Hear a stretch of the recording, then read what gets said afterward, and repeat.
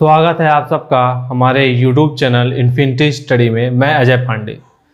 मैंने फिजिक्स के topic start किया था जहां पे हमने लाइट चैप्टर डिस्कस कर रहा था। कुछ कारणों से क्या हो कि हमारा नया ऑफिस सेटअप हो रहा है जिसकी वजह से लेक्चर नहीं आ पा रहे थे। अब आज से हमारे लेक्चर कंटिन्यू। जानते हैं कि आप शोभी सर द्वारा मैथ और शिवानी मैम द्वारा आपकी इकोनॉमिक्स और शोभी सर द्वारा MPGK के लेक्चर आ चुके हैं चैनल पे। अब धीरे धीरे चैनल पे हमारे कंटिन्यू तरीके से वीडियो आते रहेंगे, तो हमारे चैनल पे आप बने रहिए। आपको जैसा पता होगा कि रेलवे का भी एग्ज़ाम का डेट आ चुका है। 2019 में वैकेंसीज आई थी RRB NTPC और ग्रुप डी की। तो उनका जो क्या है कि उनका जो हमने एक छात्रों द्वारा मुहिम चलाया गया था, तो सर गवर्नमेंट ने प्रेशराइज होकर 15 दिसंबर डेट फाइनल की है। उस पर मैंने आप सिलेबस पे वीडियो बनाया है, तो चैनल के प्लेलिस्ट में जाके आप वीडियो देखिए।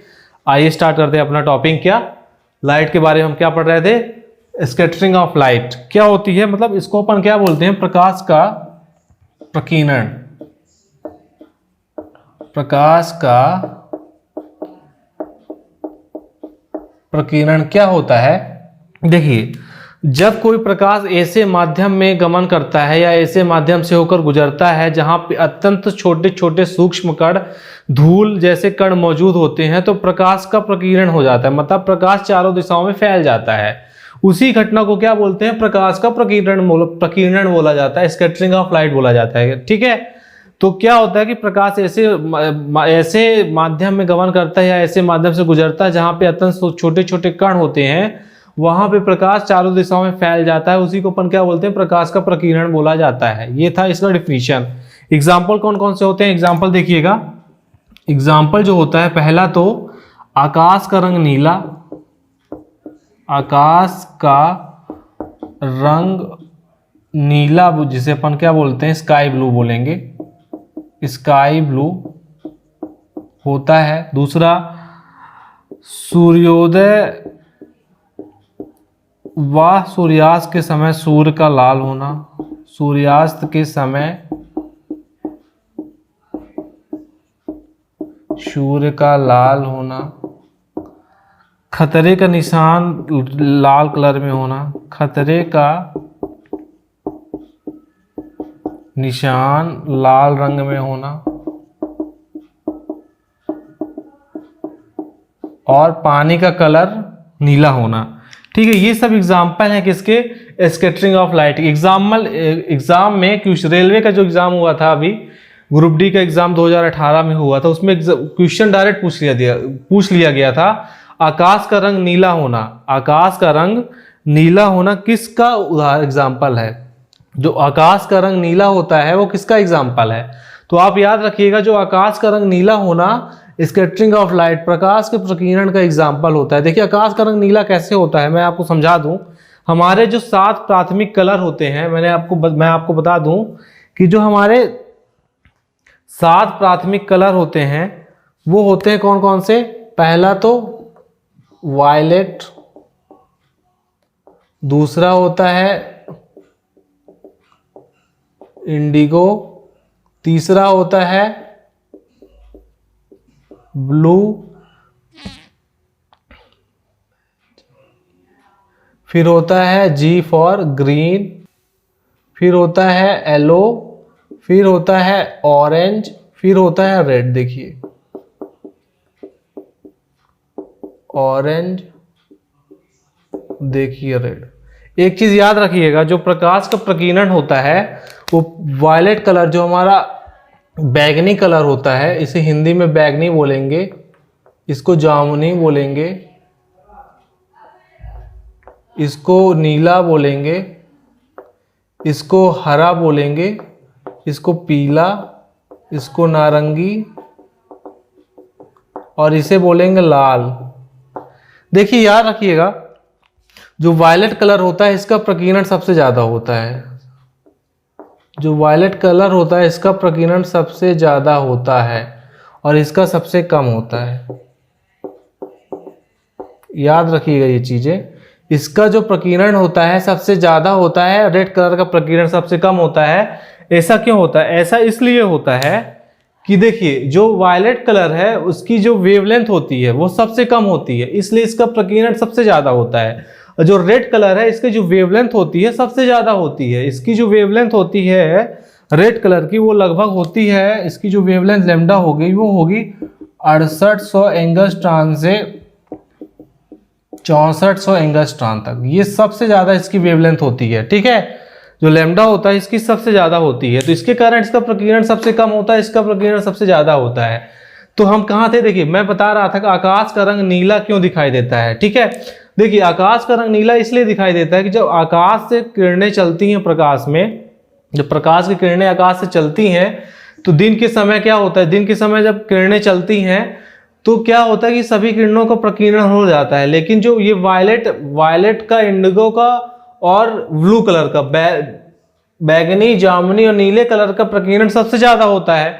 बैगनी रंग का तो सबसे ज्यादा। इन जो तीनों का संयुक्त इफेक्ट होता है, संयुक्त प्रभाव जिसे अपन बोलेंगे, ये क्या होता है कि ये होता है स्काई ब्लू कलर का, ये होता है स्काई ब्लू कलर का। इसका जॉइंट इफेक्ट जो होता है वो स्काई ब्लू कलर का होता है, इसलिए आकाश का रंग हमको नीला दिखाई देता है, जिसे अपन क्या बोलते हैं, स्काई ब्लू बोला करते हैं, ठीक है।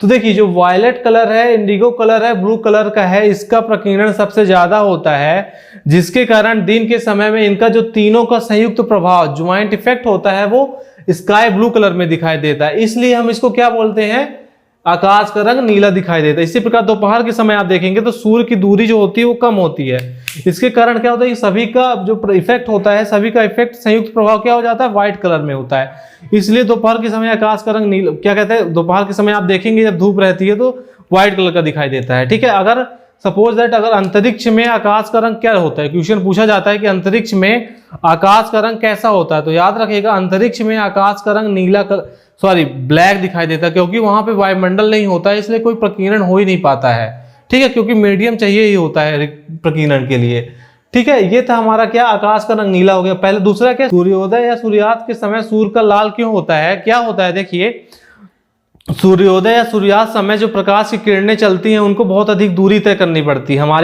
हमारी आंखों तक पहुंचने के लिए बहुत अधिक दूरी तय करनी पड़ती है। इन दूरी में क्या होता है कि ये सब जो कलर है, ये सब कलर जो प्रकाश ये कलर रहते हैं, ये क्या प्रकीर्णित हो जाते हैं। आपको पता है कि रेड कलर का प्रकीर्णन सबसे कम होता है, इसलिए ये रेड, हमारी आंखों में रेड कलर का इफेक्ट ज्यादा पड़ता है, इसलिए सूर्योदय या सूर्यास्त के समय सूर्य का लाल दिखाई देता है। क्यों, क्योंकि रेड कलर का प्रकीर्णन सबसे कम होता है, हमारी आंख तक पहुंचते पहुंचते ये सारे कलर का प्रकीर्णित हो जाते हैं, इसलिए हमको ये जो रेड कलर है, रेड कलर का प्रकीर्णन सबसे ज्यादा समझ में आता है, जिसके कारण सूर्योदय या सूर्यास्त के समय सूर्य का लाल दिखाई देना होता है, ठीक है। अब देखिए सूर्य, खतरे का निशान लाल रंग में होना, इसका मतलब क्या है, देखिए खतरे का निशान लाल रंग में होता है क्योंकि लाल रंग की वेवलेंथ सबसे ज्यादा होती है और उसका प्रकीर्णन सबसे कम होता है, इसलिए ये लाल रंग हमको दूर से ही समझ में आ जाता है, इसलिए इसको खतरे का निशान, मेडिकल बॉक्स वगैरह में, ये सब चीज, मेडिकल बॉक्स में इन सब चीजों का उपयोग, इनसे खतरे का निशान लाल रंग में बनाया जाता है, क्योंकि वो सबसे कम प्रकीर्णित होता है, दूर से ही समझ में आ जाता है। तो ये था हमारा स्कैटरिंग ऑफ लाइट के बारे में, कुछ चीजें मैंने आपको बताया, ठीक है, एग्जाम्पल के तौर पे। अब हम देखेंगे दूसरा क्या है, डिस्पर्सन ऑफ लाइट देखेंगे, प्रकाश का वर्ण विक्षेपण, ठीक है। अब हम देखेंगे, देखिए क्या स्कैटरिंग ऑफ लाइट क्या होती है, ठीक है। तो देखिए स्कैटरिंग ऑफ लाइट हमने देख चुका है, अब हम देखेंगे dispersion of light. Dispersion of light, जिसे अपन क्या बोलते हैं, प्रकाश का वर्ण विक्षेपण। देखिए क्या होता है डिस्पर्सन ऑफ लाइट, क्या होता है, प्रकाश की जो दृश्य प्रकाश है, श्वेत प्रकाश का अपने अवयवी रंगों में विभक्त हो जाना, श्वेत प्रकाश का अपने अवयवी रंगों में विभक्त हो जाना क्या कहलाता है, डिस्पर्सन ऑफ लाइट, प्रकाश का वर्ण विक्षेपण। क्या होता है कि जैसे सूर्य से आने वाली जो प्रकाश है, लाइट है, श्वेत प्रकाश है, उसको जब किसी प्रिज्म से गुजारा जाता है तो वो क्या होता है कि विचलन, प्रिज्म से गुजारा जाता है तो वह आधार की ओर विचलित हो जाती है, आधार की ओर विचलित होने से क्या होता है कि आधार की ओर विचलित हो जाती है और वह अपने अवयवी रंगों में विभक्त हो जाती है। अवयवी रंग कौन से होते हैं, जैसे आपको मैंने बताया था, वायलेट हो गए, इंडिगो हो गए, रेड तक जो बताया था, ये सब क्या होते हैं, इसके अवयवी रंग होते हैं। तो क्या होता है जब सूर्य के श्वेत प्रकाश की किरणें कांच की किसी भी प्रिज्म से गुजरती हैं तो वह अपने मार्ग में विचलित होकर प्रिज्म के आधार, मार्ग से विचलित होकर प्रिज्म के आधार की ओर झुक जाती हैं और वह अपने अवयवी रंगों में विभक्त हो जाती हैं, ठीक है। देखिए क्या है, जैसे ये देखिए एक प्रिज्म है, ये एक प्रिज्म है, ठीक है। यहाँ से कोई एक श्वेत प्रकाश की किरण जाती है तो वो उसको तो इस मार्ग पे जाना चाहिए था, लेकिन उस मार्ग पे ना जाके वो आधार की ओर विचलित हो जाती है। एक बार ऐसे आधार की ओर विचलित हो जाती है, एक ऐसे, फिर ऐसे, फिर ऐसे, 7 अवयवी रंगों में विभक्त होती है, ठीक है। याद रखे रहिएगा, जो उसके 7 अवयवी रंग होते हैं उनमें विभक्त हो जाती है, ठीक है। ऐसे ऐसे ऐसे आधार की ओर अपने, ठीक है। ये प्रिज्म का आधार है, तो यहाँ पे सबसे जो कलर रहता है, यहाँ पे रेड कलर होगा। आधार की ओर से देखा जाए तो यहाँ पे वायलेट हो जाएगा, यहाँ पे इंडिगो हो जाएगा, बैजा ब्लू हो जाएगा, ग्रीन हो जाएगा, येलो हो जाएगा, ऑरेंज हो जाएगा, ठीक है। V for violet, I for indigo, blue, green, yellow, orange, red, ठीक है। तो इसमें देखिए प्रिज्म अपने 7 रंग विभक्त हो गए। इसी घटना को क्या प्रकाश का वर्ण विक्षेपण बोला जाता है, ठीक है। याद रखिएगा, इसी को वर्ण विक्षेपण बोला जाता है, क्योंकि देखिए रेड कलर में जो क्या होता है, रेड कलर की वेवलेंथ सबसे ज्यादा होती है, जिसके कारण इसका अपवर्तनांक कम होता है।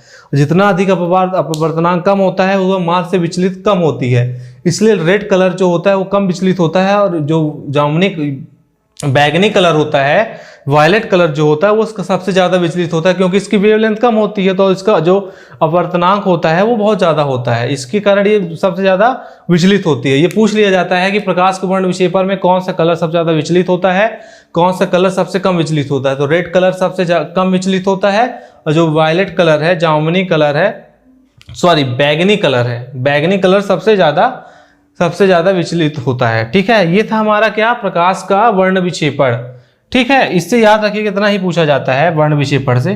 अब इसी पे वर्ण विक्षेपण पे आधारित क्या एक प्रकार की ये अपवर्तन का रूप होता है, ठीक है। अब इसी में देखेंगे रेनबो क्या होता है। रेनबो भी पूछा जाता है एग्जाम में कि रेनबो क्या होता है, तो रेनबो के बारे में थोड़ा मैं आपको बता दूं। इंद्रधनुष, कभी कभी क्या होता है कि बरसात के मौसम में पानी गिरते हैं, पानी वगैरह गिरता है, तो एक इंद्रधनुषाकार आकृति बनी होती है आकाश में, उसी को अपन क्या इंद्रधनुष बोलते हैं।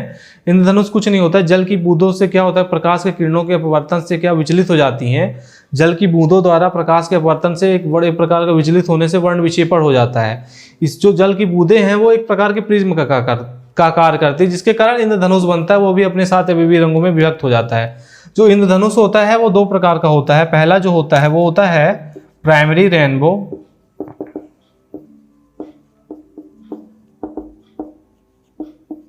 और सेकेंड जो होता है वो होता है सेकेंडरी रेनबो।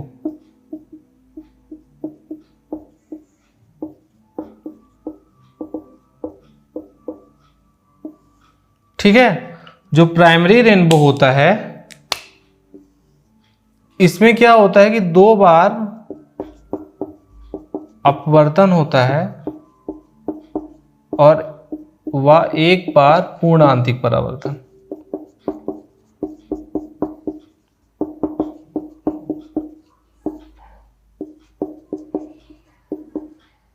इसमें क्या होता है 2 बार अपवर्तन होगा, सॉरी 2 बार अपवर्तन व 2 बार पूर्ण आंतरिक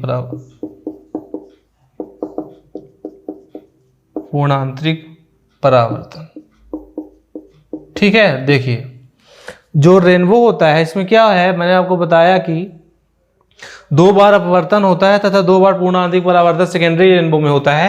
इसमें 2 बार अपवर्तन होता है और 1 बार पूर्ण आंतरिक परावर्तन होता है। ठीक है, अब देखिए इसमें क्या होता है, इसमें लाल रंग जो होता है पट्टी के बाहर होता है। प्राइमरी रेनबो में क्या होता है, पहला क्या है कि लाल रंग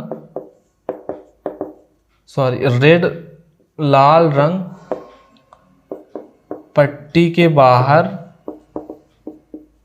ठीक है, और बैगनी रंग पट्टी के अंदर होता है। उसके बीच में जो कलर होते हैं, नीला हो गया, नारंगी हो गया, हरा हो गया, ठीक है, ये पट्टी के अंदर होंगे। लाल रंग पट्टी के बाहर होता है और इसमें क्या होता है, बैगनी कलर पट्टी के बाहर होता है। बैगनी रंग पट्टी के बाहर होता है। ठीक है, बैगनी रंग पट्टी के बाहर होता है। ये था प्रकाश का वर्ण विक्षेपण पे आधारित रेनबो बताया। जल की बूंदों द्वारा प्रकाश की किरणों को अपवर्तन के कारण विचलित हो जाती हैं। ठीक है, वही वर्ण विक्षेपण के कारण होता है। जल की बूंदें जो होती हैं वो एक तरह की प्रिज्म का कार्य करती है। ठीक है, इसी प्रकार जो प्राइमरी रेनबो होता है उसमें क्या होता है, लाल रंग जो होता है, प्राइमरी रेनबो में लाल रंग जो होता है वो पट्टी के बाहर होता है और बैगनी रंग पट्टी के अंदर होता है, और उसके बीच में कौन अवयवी रंग होते हैं, जो ब्लू कलर का हो गया, इंडिगो हो गया, नीला हो गया, ऑरेंज हो गया। ठीक है, ये पट्टी के ये सब बीच में होते हैं। जो लाल रंग पट्टी के बाहर होता है, जो बैंगनी कलर जो होता है पट्टी के अंदर होता है। ठीक है, अब इसमें क्या होता है, 2 बार अपवर्तन की क्रिया होती है। एक बार पूर्णांतरिक परावर्तन होता है। जो सेकेंडरी रेनबो होता है उसमें 2 बार अपवर्तन होता है और 2 बार पूर्णांतरिक परावर्तन होता है। बैगनी रंग पट्टी के बाहर होता है, लाल रंग पट्टी के अंदर होता है। ठीक है, ये था हमारा रेनबो के बारे में। अब हम देखेंगे इंटरफेरेंस ऑफ लाइट, प्रकाश का व्यतिकरण तो पढ़ा दिया मैंने आपको, व्यतिकरण पढ़ाऊंगा। इंटरफेरेंस ऑफ लाइट, क्या फेयरनेस ऑफ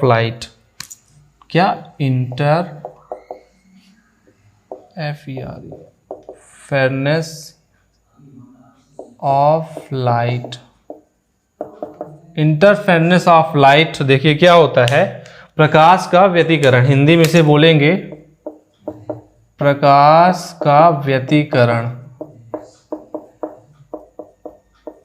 ठीक है, क्या होता है कि जब 2 प्रकाश की किरणें, एक ही समान आवृत्ति की 2 किरणें एक ही मार्ग में आगे बढ़ती हैं तो अध्यारोपण के पश्चात क्या होता है, उन जहां पे मिलती हैं तो उन दोनों की तीव्रताओं का एक क्या कहते हैं, एक मैग्नीट्यूड होता है। जहां पे कहीं पे तीव्रता, जहां पे मिलती है वहां पे अधिकतम होता है और जहां पे नहीं मिलती है वहां पे न्यूनतम होता है। तो क्या होता है कि जब 2 प्रकाश की किरणें समान आवृत्ति की 2 किरणें एक ही मार्ग में जाती हैं तो अध्यारोपित के पश्चात उनकी जो तीव्रताओं का जो मैग्नीट्यूड होता है वो भी भिन्न भिन्न होता है। ठीक है, तो जहां पे तीव्रता मैक्सिमम होती है, जहां पे इंटेंसिटी मैक्सिमम होती है, उसे अपन क्या बोलते हैं, कंस्ट्रक्टिव इंटरफेरेंस बोलेंगे, संपोषी व्यतिकरण बोलते हैं। और जहां पे तीव्रता न्यूनतम होती है, मतलब 0 होती है, मतलब इंटेंसिटी मिनिमम होती है या 0 होती है, वहां पे इसको अपन क्या बोलते हैं, डिस्ट्रक्टिव मीन विनाशी व्यतिकरण। ठीक है,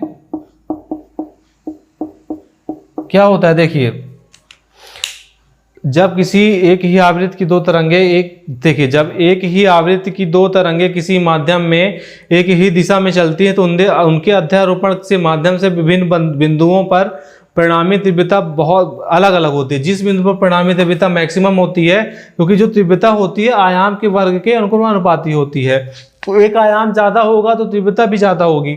तो इंटेंसिटी मैक्सिमम होती है तो उसे कंस्ट्रक्टिव इंटरफेरेंस बोलेंगे। जहां पे 0 होती है, मिनिमम होती है, उसे विनाशी व्यतिकरण बोला जाता है। इसका प्रतिपादन सन 1800 में इसका थॉमस यंग नामक साइंटिस्ट ने किया था। इन्होंने वेव थ्योरी दी थी लाइट के बारे में, याद रखिएगा आप, मैंने आपको जो पढ़ाया था, उन्होंने वेव थ्योरी के बारे में, इस व्यतिकरण के माध्यम से वेव थ्योरी को एक्सप्लेन किया था। तो 1800 में थॉमस यंग ने। एक चीज मैं और बताना भूल गया, ये था क्या, देखिए इंटरफेरेंस ऑफ लाइट के बारे में होगा। इसका एग्जाम्पल इसका एग्जाम्पल है पहला कि एग्जाम्पल क्या है, किसी भी रोड पर वाहनों के डीजल या पेट्रोल से, जो डीजल पेट्रोल रोड में पड़ा होता है वह चमकदार दिखाई देता है। डीजल या पेट्रोल का चमकना, किसी रोड पे जब गिर जाते हैं का चमकना, डीजल या पेट्रोल का चमकना। दूसरा क्या है कि साबुन के बुलबुले का रंगीन पड़ना, साबुन के बुलबुले का रंगीन पड़ना। देखिए साबुन के बुलबुले का रंगीन पड़ना। देखिए इंटरफेरेंस ऑफ लाइट बताया क्या होता है, जब कोई एक ही आवृत्ति की दो तरंगें किसी भी एक दिशा में संचरित होती हैं तो अध्यारोपण के पश्चात उनकी परिणामी तीव्रता अलग अलग होती है। जिन बिंदुओं पर परिणामी तीव्रता मैक्सिमम होती है वहां पे उसको कंस्ट्रक्टिव इंटरफेरेंस बोला जाता है, संपोषी व्यतिकरण। जहां पे इंटेंसिटी मिनिमम या जीरो होती है उसे विनाशी व्यतिकरण बोला जाता है। एग्जाम्पल क्या होता है, सड़कों से गिरने वाला पेट्रोल या डीजल सड़क पर चमकदार दिखाई देता है। आप देखे होंगे कि सड़कों पर अगर पेट्रोल डीजल कोई गिर जाता है तो वो चमकदार दिखाई देता है। ऐसा क्यों होता है? ऐसा इंटरफेरेंस ऑफ लाइट के कारण होता है। ठीक है।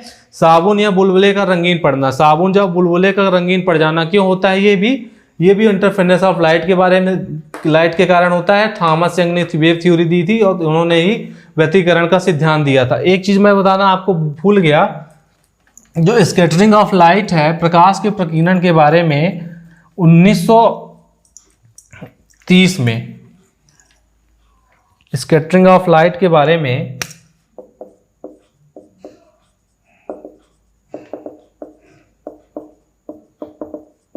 स्कैटरिंग ऑफ लाइट के बारे में 1930 में CV Raman, sir CV Raman ने स्कैटरिंग ऑफ लाइट, प्रकाश के प्रकीर्णन के बारे में गहन अध्ययन किया विस्तृत रूप से, मतलब बहुत अच्छे तरीके से अध्ययन किया, विस्तृत रूप से अध्ययन किया सीवी रमन ने 1930 में, जिसके लिए उनको प्रकाश की इस फील्ड में नोबेल प्राइज दिया गया है। ठीक है, याद रखिएगा आप। ठीक है, तो सीवी रमन को 1930 में इस स्कैटरिंग ऑफ लाइट के बारे में इन्होंने विस्तृत अध्ययन किया था और बहुत सी चीज़ें बताई थी, तो इसके लिए 1930 में इनको नोबेल प्राइज दिया गया था। ठीक है, ये चीज़ें याद रखिएगा, एग्जाम में डायरेक्ट पूछ ली जाती है। ये था हमारा आज का लेक्चर। कल हम आपको लेंस के बारे में बताएंगे नेक्स्ट वीडियो में। तो आप हमारे चैनल की प्लेलिस्ट में जाके आप जो एग्जाम आने वाले हैं, आरआरबी, एनटीपीसी, जनरल साइंस और आप जीएस का पोर्शन कवर कर सकते हैं। शोभित सर द्वारा मैथ भी पढ़ाई जा रही है आपको, अच्छे तरीके से आप तैयारी कर सकते हैं हमारे चैनल के माध्यम से। तो हमारे चैनल पे बने रहिए, हमारे वीडियो को देखते रहिए, शेयर करते रहिए, लाइक करते रहिए। Thank you.